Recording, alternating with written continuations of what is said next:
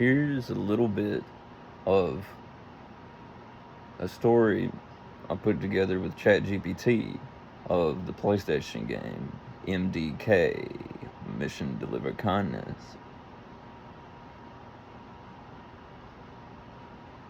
This is what he gave me. MDK. A story adaptation. Introduction. The world's worst day ever. The world was in trouble. Again. But this wasn't your run-of-the-mill alien invasion, where skyscrapers topple in slow motion while some guy in a suit screamed, "My God!" This was worse. These invaders weren't just blasting cities into rubble. They were harvesting entire chunks of earth, scooping up buildings, streets, and poor unsuspecting humans, as if the planet were some all-you-can-eat buffet. They came in the form of giant, city-sized mine crawlers, mechanical fortresses that crawled across the surface like metal locusts, sucking up resources and belching out destruction. And, as usual, humanity was hopelessly outmatched. Governments fell into panic. The military threw everything it had, and by everything we mean tanks, missiles, fighter jets, and strongly worded diplomatic messages. Nothing worked. The mine crawlers shrugged off nukes like mosquito bites and kept plowing through civilizations. Hope was circling the drain. Then, from 375 miles above the chaos, one man, well, technically, one janitor, prepared to drop into the fight. His name was Kurt Hectic. He wasn't a super soldier. He wasn't a genius scientist. He wasn't even particularly lucky. He was just a guy who took the wrong job at the wrong time. A few months ago, he had been stuck cleaning the Deep Space Research Station of the eccentric and possibly unhinged scientist, Dr. Fluke Hawkins, a man whose greatest achievement, aside from a ridiculous mustache, was inventing the world's first functional coil suit. A skin-tight exosuit with a built-in sniper rifle, bulletproof armor, and, most importantly, a parachute the size of a skyscraper. It was the suit that transformed Kurt from a humble janitor into Earth's most unqualified savior.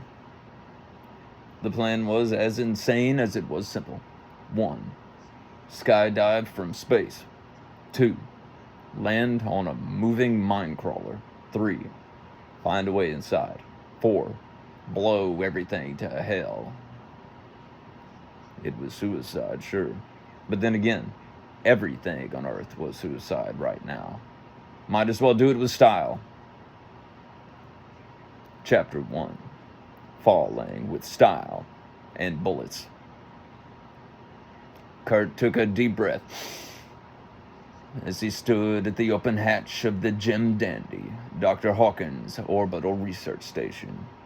The blue planet spun below, looking suspiciously peaceful despite the hell breaking loose. Over the radio, the scientist's voice crackled to life.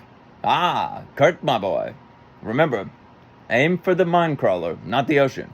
I'd hate to fish you out of the water again. Although I did modify the coil suit's buoyancy, just in case.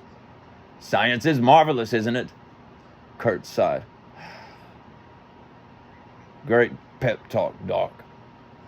Beside him, a small, six-legged robotic dog named Max barked enthusiastically.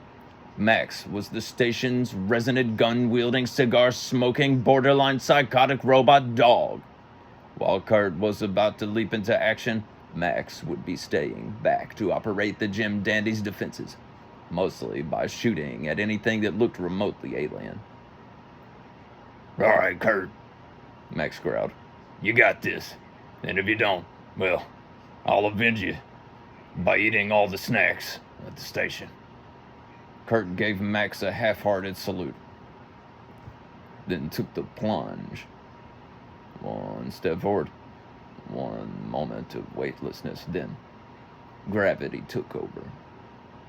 The wind howled past him as he plummeted toward the mine crawler, his coil suit keeping him from spinning like a lunatic. The target loomed below, a massive metal monstrosity crawling across the landscape, reducing cities to dust in its wake. Its defenses were already waking up, turret barrels swiveling, locking on to the incoming human missile that was Kurt. Lasers screamed past him.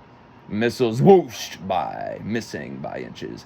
He spun, twisted, dodged, praying that the suit's parachute would deploy in time and not turn him into a very stylish stain on the crawler's hull. Then, boom! One of the...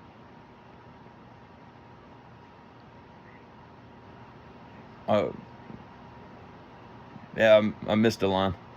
I couldn't understand what I said. Yo, meat treat.